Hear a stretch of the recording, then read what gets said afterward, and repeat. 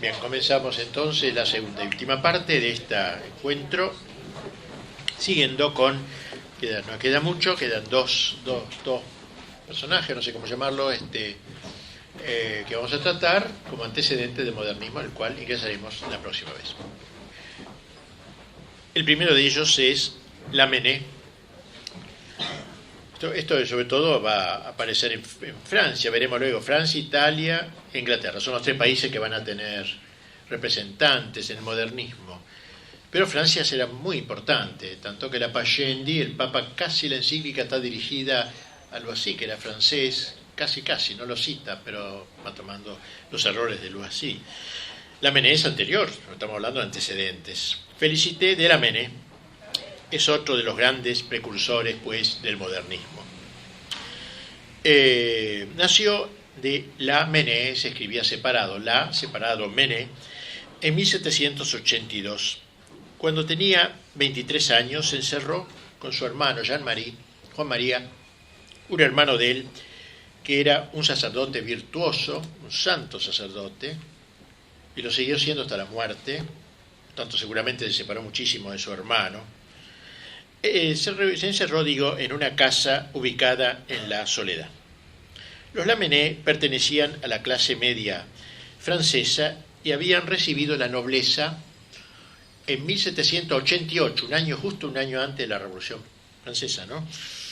En vísperas. Jean-Marie convenció a su hermano, que se había convertido a los 22 años, a que entrase en el seminario. Fue una gran mala idea realmente, porque si bien Jean-Marie Lamennais, Félicité de Lamennais se llamaba él, nunca había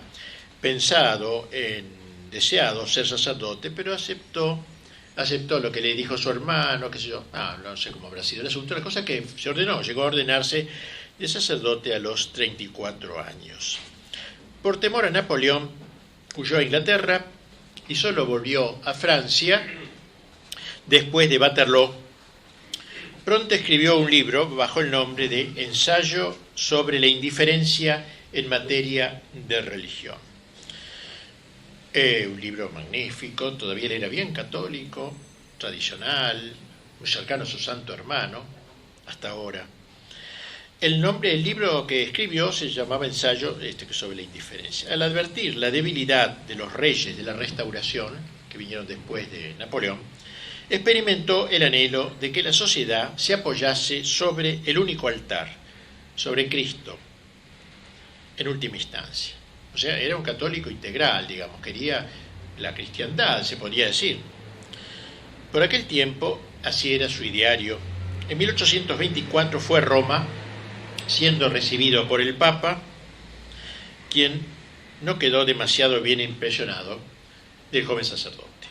No sabemos bien por qué. Luego volvió a París y de allí le ofreció al Papa, que era León XII, la monarquía universal, nada menos, ¿no? Él le ofreció, le dijo, usted póngase al frente de toda Europa, etcétera. Le ofreció eso, ¿no? El Papa no le contestó, no se podía responder. Entonces dijo, prescindamos del Papa. ¿Vamos a hacer esto? Bueno, vamos a hacerlo prescindiendo. Vayamos al género humano. Y aquí empieza la cosa.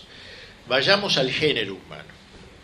Tarde o temprano, escribió, saldrá del caos actual una gran religión y realizará entre los hombres una unidad que el pasado jamás ha conocido. Como se ve, la religión para él no estaba terminada, como si dijéramos, ¿no? En todo caso había que aplicarla, no estaba terminada.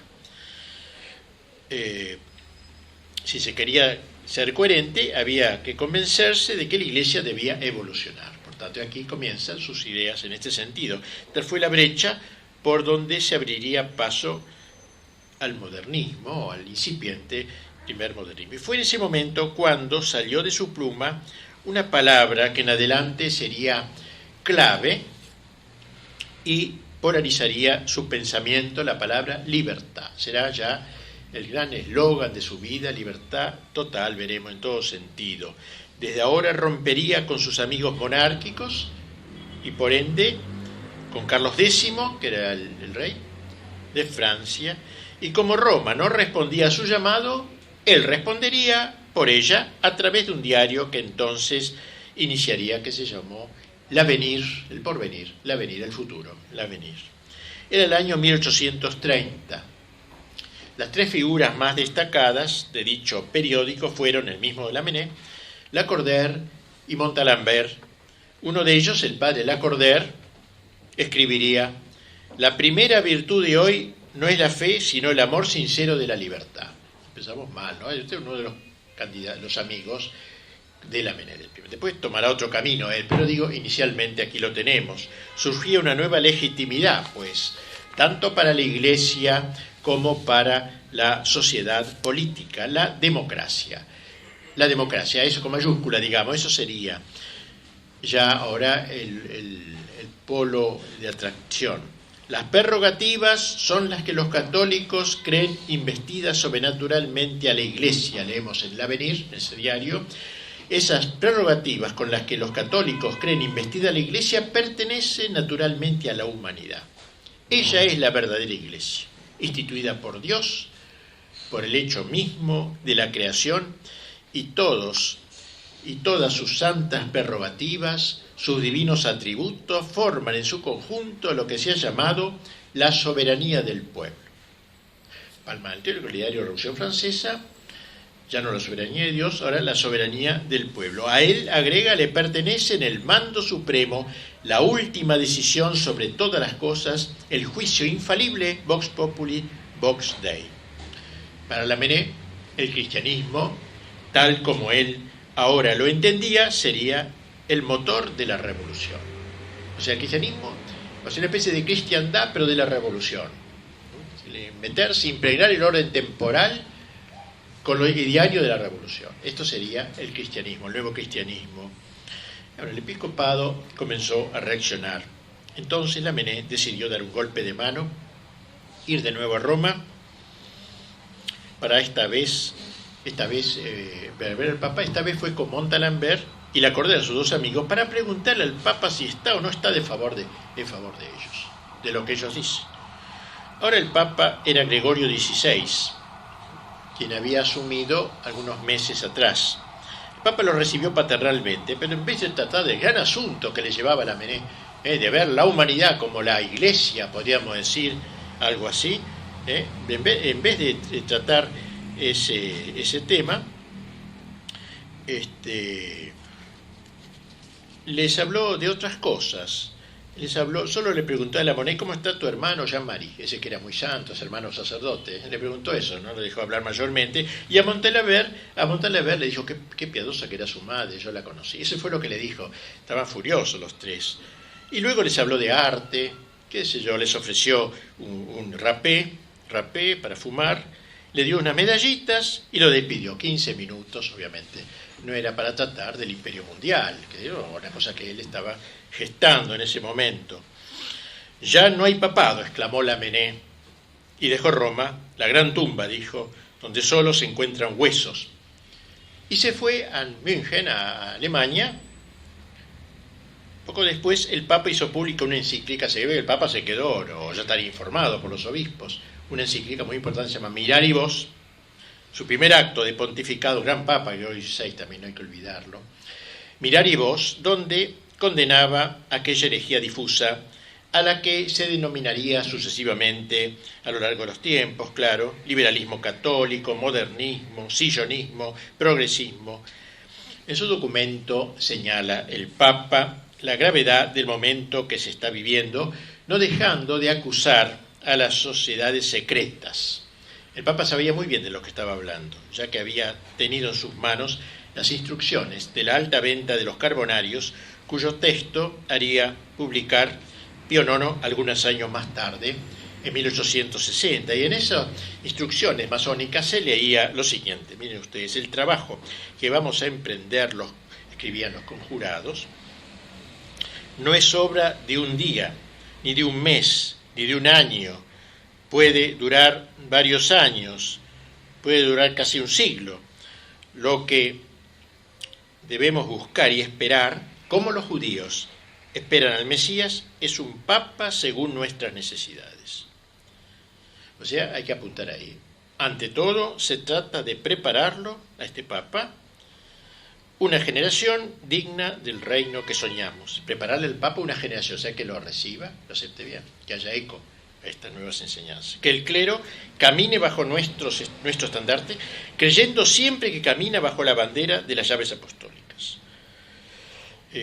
A esta luz hay que leer la medulosa encíclica Miraribus de Gregorio XVI. Como se ve, no deja de ser curioso que en la encíclica Lamennais no hubiese sido nombrado ni una sola vez, pero en todas sus páginas se apuntaba a Lamennais. Lamennais, aturdido por el golpe que acababan de propinarle, porque en 911 se dio cuenta que de él se trataban, declaró que él y sus amigos se sometían y que el avenir ya no reaparecería. Pero se juzga que más que dejar de ser, de que querer volver a la obediencia de Roma, digamos, constataba que en la Iglesia la defensa de las ideas del avenir ya no era posible, pero fuera de la Iglesia se podría. A lo mejor fuera de la Iglesia yo podría llevar adelante esto. Ya la Iglesia me ha cortado este camino. Y en una carta suya de noviembre de 1833 leemos esto: el catolicismo era mi vida, porque era la de la humanidad. Quería defenderla, quería sacarle del abismo en el que se va hundiendo cada día. Nada era más fácil. Los obispos han visto que esto no les convenía. Quedaba Roma, he ido a Roma, y allí he visto la más infame cloaca que jamás haya manchado la mirada humana. La cloaca gigantesca de Tarquino sería demasiado pequeña para dar paso a tantas inmundicias. Allí no hay otro Dios que el interés. Allí se vendería a los pueblos, al género humano. Allí se vendería a las tres personas de la Santísima Trinidad, una tras otra o todas juntas, por un trozo de tierra, por algunas monedas. En otra carta agrega que Gregorio XVI no es más que un cobarde e imbécil anciano, de donde concluye que el Papa y los obispos se las arreglen como puedan, y en lugar de hacernos campeones del catolicismo, dejemos a la jerarquía y presentémonos simplemente como los hombres de la libertad y de la humanidad. Como se ve interiormente, ya había él abandonado la Iglesia. Ha llegado el tiempo de decirlo todo, dijo. Sí, ya no tiene por qué escabullirse. Pero la duda lo seguía consumiendo, al punto que aseguró su misión hasta todavía, por lo menos externa, no sabemos si más a los actos de la Santa Sede, se comprometió extrañamente, dice, a permanecer en el futuro, en sus escritos y en sus actos, totalmente apartado de las cosas que se refieren a la Iglesia. Medio raro. O sea, no me voy a meter, no voy a tratar nada que se refiera a la Iglesia. Esa sería su manera de, entre comillas, obedecer. Una decisión astuta, por cierto, inaceptable para un sacerdote. Olvidemos que era sacerdote. No hablar en adelante de las cosas que se refieren a la Iglesia era abandonar, de hecho, su ministerio. En noviembre de 1833, su obispo le retiró las licencias sacerdotales, ahora daría el paso definitivo. Ahora ya era secularizado, en 1834 hizo público un vibrante manifiesto que se llama famosísimo, Le Paroles d'un Croyant, las palabras de un creyente. Allí enuncia su paso al pueblo. Me paso al pueblo. O sea, dejo la Iglesia, en el sentido no dice la palabra, pero la idea, me paso al pueblo. En adelante ya no firmaría la separado Mené, sino todo junto, la Mené, porque pasó al pueblo. Ya no era más noble. Entonces se pasaba a los plebeyos, digamos, como habían hecho varios nobles en tiempo de la Revolución, para acomodarse probablemente con el poder dominante, para señalar que se alistaban en el nuevo régimen. Ahora va a declarar que no hay incompatibilidad alguna entre el Evangelio y la libertad. La libertad con mayúscula, ¿no? Y el Evangelio también con mayúscula. El Evangelio y la libertad sí la hay, por cierto, entre la religión, tal como Roma la enseña, y las verdaderas aspiraciones del pueblo. Eso sí que hay incompatibilidad. Pero el pueblo nada puede si no está organizado. Y escribe, cuando un árbol está solo, es golpeado por el viento y despojado de sus hojas y sus ramas, en lugar de elevarse se inclinan como si buscasen la tierra. Cuando una planta está sola, no encontrando defensa alguna contra el ardor del sol, languidece, se seca y muere. Cuando el hombre está solo, el viento del poder le inclina hacia la tierra y el ardor de la codicia de los grandes de este mundo absorbe la savia que le nutre. Así pues, no seáis como la planta y el árbol que están solos, sino uníos unos a otros y apoyaos y resguardaos mutuamente. Dios no nos hizo para ser el rebaño de unos cuantos hombres. En 1834, en una nueva encíclica, La Singularibus, el Papa condenó el libro Les Paroles d'un Croyant. Las palabras de un creyente. Ese libro, dice el Papa, pequeño de dimensiones, pero inmenso de perversidad. Libro que encierra proposiciones respectivamente falsas, calumniosas, temerarias, que conducen a la anarquía, contrarias a la palabra de Dios, impías, escandalosas, erróneas, ya condenadas por la Iglesia, especialmente en los husitas, los valdenses, los vitrifilitas y otros herejes de esta especie. No deja de ser ilustrativo advertir cómo el Papa denuncia la afiliación de los errores lamenianos. El heresiarca no aparece como un innovador. Su doctrina no es nueva, es una mezcla romántica de los postulados de los humitas, valdenses y otros herejes de los tiempos, valdenses y otros herejes de los anteriores.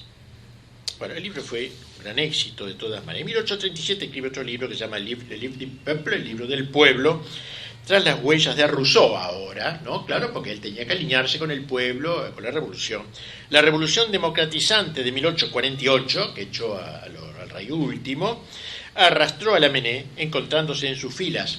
Pronto fue elegido diputado, colocándose a la izquierda.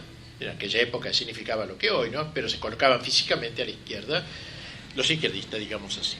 Alexis de Tocqueville nos ha dejado un retrato fantástico del novel diputado, de este ex cura fallido, que permite caracterizar a Lamennais del final de su vida. Dice Tocqueville así: hay que considerar ante todo a los sacerdotes secularizados si queremos hacernos una idea exacta del poder indestructible y por así decir infinito que ejercen el espíritu y las costumbres clericales sobre aquellos que ya han estado sometidos a ellas. O sea, por más que se saque la sotana y se vista con levita y todo, dice Tocqueville, el sacerdocio deja algo que no lo puede ocultar. Y sigue diciendo, con cierto humor, creo yo, pero también medio trágico, por más que Lamennais llevase medias blancas, un chaleco amarillo, una corbata de colorinches, una levita verde, no por ello dejaba de ser sacerdote por el carácter, incluso por su aspecto. Avanzaba con pasos cortos, apresurados y discretos,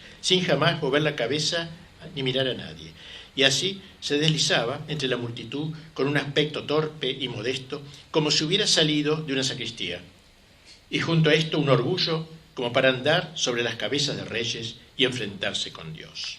Una definición curiosa del pobre último Lamennais.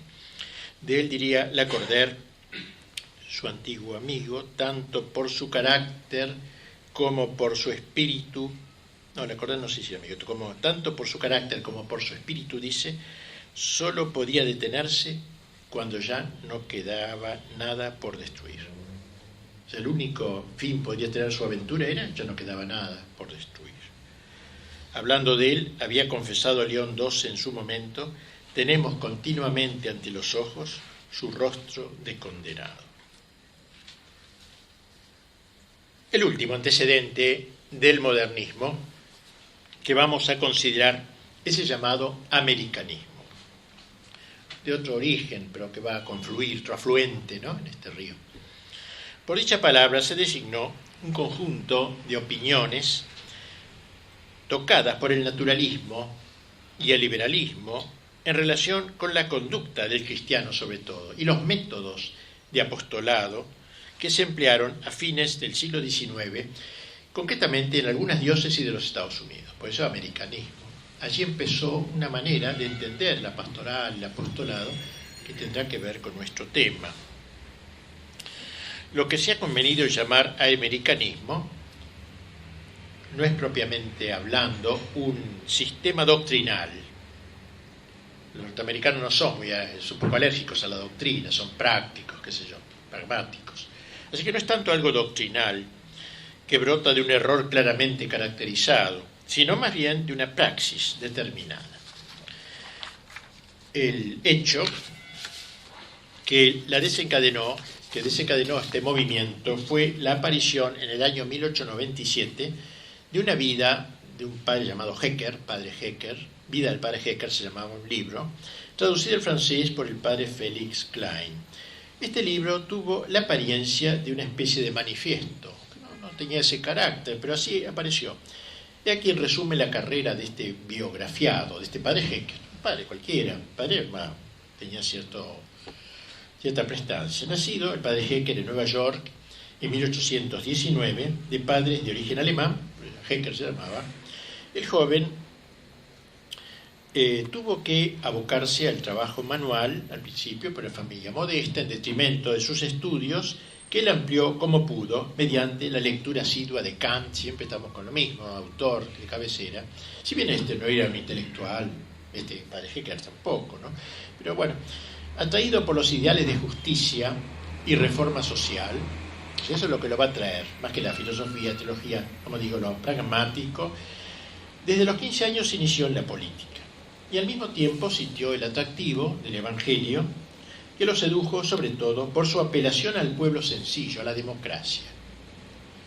Estamos en Estados Unidos, aquí la idea del país que nace ya en la democracia, pues él se siente movido por eso, con lo que todo ello significaba, ¿no? La democracia, no simplemente un régimen de gobierno, sino toda una mentalidad, me parece que es algo más. Al mismo tiempo trataba de mantener una honda vida interior. Pronto se hizo católico, porque creo que no lo era tanto antes, o no practicaría, no sé, y entró en la vida religiosa. Más concretamente entró en la congregación de los redentoristas, quienes lo enviaron a Bélgica para que allí hiciera el noviciado. La prueba comenzó para él con los estudios de teología, ya que, como digo, no le interesaban los temas teóricos para nada, poco le interesaba. En dicha materia se sentía incapaz de aprender nada. No digo que fuera un burro total, pero lo hacía regañadiente, no le veían tampoco. ¿Cómo podría ordenarme de sacerdote?, se preguntaba, ¿no?, en esta situación. Con todo, accedió al sacerdocio. En 1849 volvió a Estados Unidos y se dedicó especialmente a las misiones, que es la vocación propia de los redentoristas. La Victoria está acá al lado, es esa misma congregación. Bien, el padre Hecker murió en 1888. El protagonista de este libro, que va a ser como un punto, por eso es importante que desarrollarlo, porque sobre eso va a aparecer esta doctrina, no sé si llamarla así, del americanismo. Sus admiradores exaltaron su figura hasta el exceso. Parecía el cura modelo, el cura moderno, el que iba a llegar realmente había sido un gran teólogo, se dijo, no sé por qué, un verdadero doctor de la democracia o del pueblo, a otro estilo, ¿no? Pero lo comparaban a los padres de la iglesia, la joya del clero, llegó a decir de él un monseñor llamado John Ireland, obispo de San Pablo de Minnesota, que va a tener concomitancia con este movimiento. Este prelado, inteligente, era, por lo menos un poco más que Hecker, y apostólico, con una fe bien al estilo norteamericano, se caracterizaba por el entusiasmo democrático, el ideal de la democracia, y la idea de que los Estados Unidos tenían un papel religioso que jugar respecto de Europa. Un nivel de exportador de la democracia o algo por el estilo, ustedes tienen hasta ahora, ¿no? Así se fue configurando poco a poco una especie de iglesia de los Estados Unidos, una cosa distinta a la cosa europea, a la iglesia tradicional, una iglesia abierta a la modernidad, podríamos decir, bajo el régimen político del derecho común.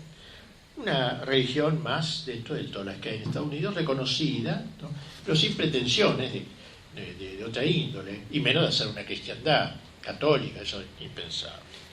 La idea se iba gestando cuando sobrevino una afer que sacudió al país, la constitución de un llamado Parlamento de las Religiones, denominado también la Feria de las Religiones. La idea de llevarla a cabo nació con ocasión de una exposición realizada en Chicago en el año 1893. Ya 2 años antes se había formado un comité integrado por luteranos y metodistas, al que se agregó un judío y el arzobispo católico de Chicago. Este comité hizo público un manifiesto por el que se invitaba a los representantes de todas las creencias a prestar su concurso, decían, para ofrecer al mundo en la exposición de 1893 un cuadro de las armonías religiosas de la humanidad.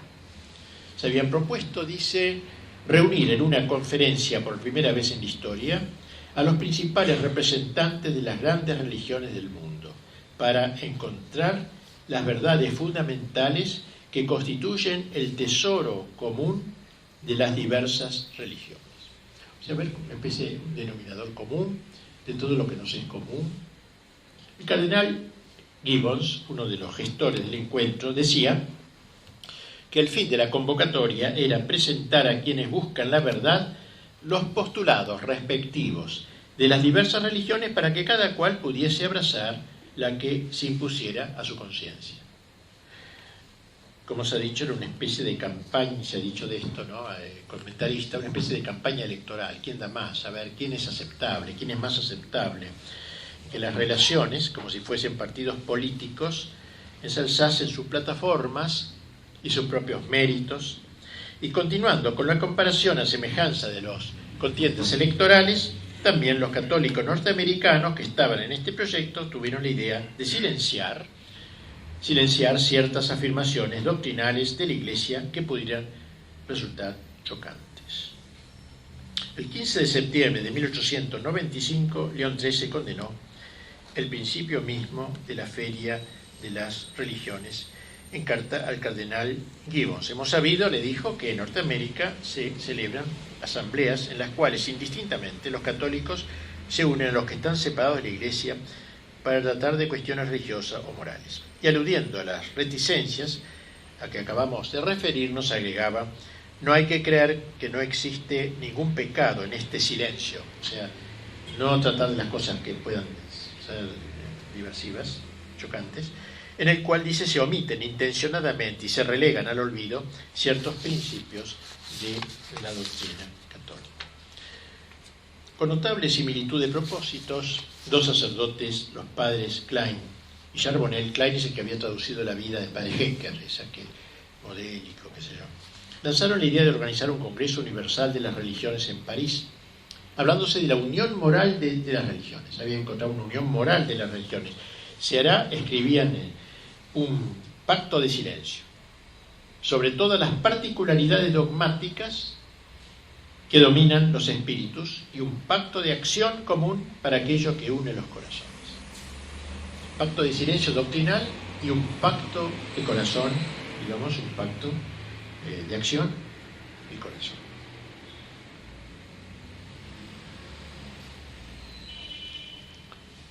Por la virtud moralizadora que está en toda fe.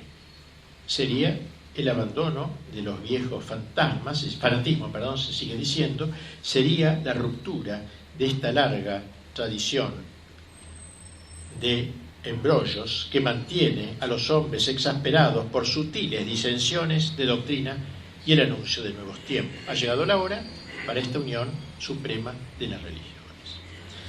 Bien, este proyecto se ha señalado, coincidía casi puntualmente, como se dice ahora, o sea, punto por punto, puntualmente, con la doctrina masónica expuesta por las constituciones de 1717, según la cual los francmasones no estaban obligados más que, comillas, a esta religión en la que todos los hombres están de acuerdo, dejándoles la elección de sus opiniones individuales. Por ahí, la masonería se convertirá en el centro y el medio de crear una fraternidad verdadera entre gentes que sin esto habrían quedado divididos para siempre. El arzobispo de San Pablo de Minnesota, dudando de la vocación democrática de Francia, pensaba que había Estado Unido la cultora de la democracia más que Francia, a pesar de la Revolución Francesa y todo, una nación que no sería capaz de concretar este proyecto, entendió que dicha misión debía ser asumida por los Estados Unidos. Y así, 2 años después de que León XIII había condenado aquella tesis, afirmaba: creo que una misión divina ha sido asignada a la República de los Estados Unidos. Esta misión es la de preparar el mundo por el ejemplo y por la influencia moral, el reino universal de la libertad humana y de los derechos del hombre. Norteamérica no vive para ella sola. Los destinos de la humanidad están confiados a su custodia. Ninguna doctrina de Monroe confine su democracia a las costas del Atlántico y del Pacífico. Esta idea creo que sigue perviviendo en Estados Unidos en los presidentes sucesivos, Bush y Obama incluido. Esta idea de que es la educadora de la humanidad, la que lleva, la precisa a toda la humanidad. Solo Estados Unidos parecía estar en condiciones de llevar al mundo las ideas de 1789, mejor que los franceses. Los franceses tenían mucha tradición de cristiandad y todo eso lío. En cambio ellos habían nacido ya con estas ideas. Entonces eran los que iban a hacer este cambio notable, ¿no? Y por eso este error tomaría el nombre de americanismo, ¿no? Por este origen allí. Desde todas partes se urgía al Papa León XIII que tomara medidas. No tengo tiempo de exponer, pero ¿saben ustedes que este Papa León XIII fue objetado un poco porque él llevó a cabo el llamado ralliement respecto a la Revolución Francesa, y como en Francia nunca los católicos iban siendo radiados más y más, el Papa medio los incitó un poco a dejar, digamos, el ideal monárquico y volcarse, como si dijéramos, formar un partido político, dicho en bruto, así muy rápido, no es tal cual lo que eso, ¿no? A meterse en la lid, ¿no? Para tratar de ganar. Como los católicos son la mayoría, hagamos eso, ganemos, después pongámosle, como él le dijo en privado a alguno, después pongamos de nuevo la monarquía, pónganla de nuevo. Yo no es eso, es para ganar, como quien dice, una cuestión táctica, estratégica, pero claro, creó primero el desánimo, primero no ganaron nada, electoralmente sacaron casi nada, o sea, la estrategia no resultó. Entonces el Papa quedó como si fuera un defensor de la libertad, de la democracia liberal, una cosa así, no era nada que ver con eso. Pero bueno, cosa que no hará Pío X para nada, para ver clarísimo, va a condenar duramente el intento católico de unir la revolución con el Evangelio.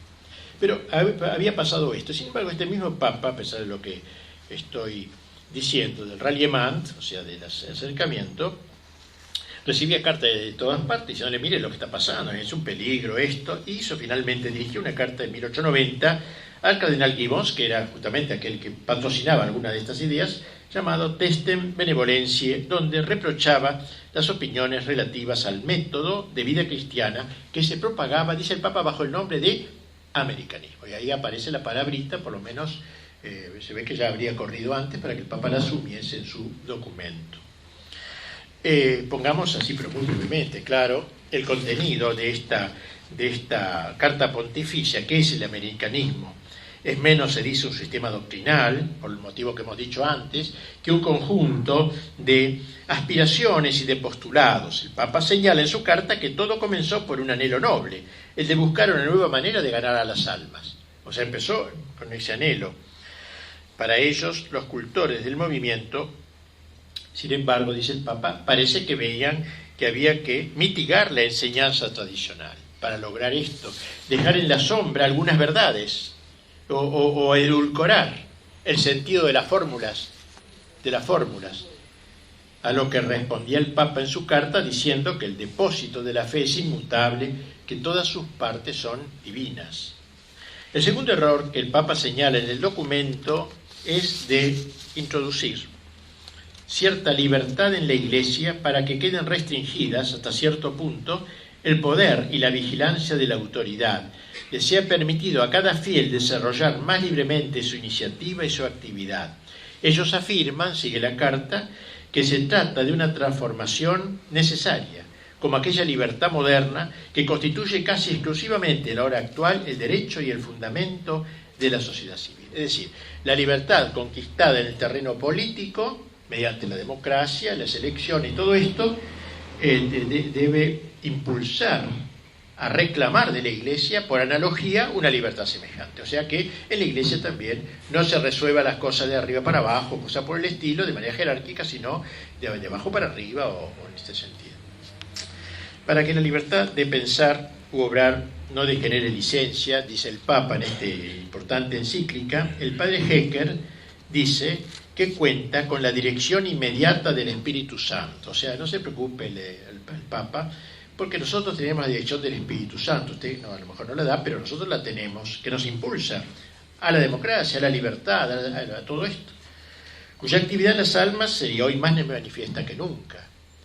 O sea, nunca ha actuado tanto el Espíritu como ahora, lo que lleva a reivindicar para dicho Espíritu una intervención más amplia que antes, es sobre todo la repugnancia que sienten nuestros contemporáneos, dicen ellos, de servirse de intermediarios para ir a Dios. Esto es una tesis luterana, por otro lado, o sea, directamente Dios y yo, Espíritu y yo, no pasando por el magisterio, por el Papa. Bueno, esto va a ayudar, dice, ¿no? Esta idea, por esta región. Esta repugnancia derivada del protestantismo se la interpreta como un signo de los tiempos. Una cosa que propia de la época hace que la Iglesia debe modernizarse y aceptar esta manera de entender las cosas. Por lo demás, entre el ejercicio del magisterio y las efusiones del Espíritu Santo existiría para la independencia de los fieles, digamos, significaría un estorbo a las iniciativas de la élite, de los mejores católicos, porque Dios obra tanto mejor en el alma cuanto el alma es más libre. Donde está el espíritu, dice San Pablo, allí la libertad, alegaban ellos. Allí está la libertad. En cambio, si ven las intervenciones de Roma y qué sé yo, ahí se acaba todo. Se aplica al orden sobrenatural una conclusión sacada de premisas puramente humanas y aún ellas discutibles. Es esto una libertad diferente, obviamente, de la que preconizaba el apóstol, San Pablo. La idea que el padre Hecker se hace de la actividad del Espíritu Santo en las almas libres brota de la doctrina que él tiene sobre las virtudes. Este sería un último punto que integra el ideario del americanismo. Los errores del americanismo son dos en esta materia, que requieren también la atención del Papa en su encíclica. La preferencia que se da tanto a las virtudes naturales por encima de las sobrenaturales, como a las virtudes activas sobre las pasivas. Con esto terminamos la exposición de este último tema del americanismo. El Papa señala que es un contrasentido exaltar las virtudes naturales por encima de las sobrenaturales. Es decir, por ejemplo, vale más la fortaleza o la prudencia que la fe, que las virtudes teologales, las virtudes sobrenaturales. No se puede observar, dice el Papa, en su integridad la ley natural sin la gracia. Y en cuanto al primado de las virtudes activas, que esto es muy norteamericano, la virtud del obrar, rápida, ¿no? El obrar, no tanto las contemplativas, que separar tiempo o algo así. Las virtudes activas, digamos, ¿no? Respecto a esa preferencia, señala la carta que en realidad no hay virtudes pasivas. Y es cierto esto. El concepto mismo de virtud pasiva es contradictoria. La palabra virtud viene de virtus, fuerza. Fuerza es algo activo.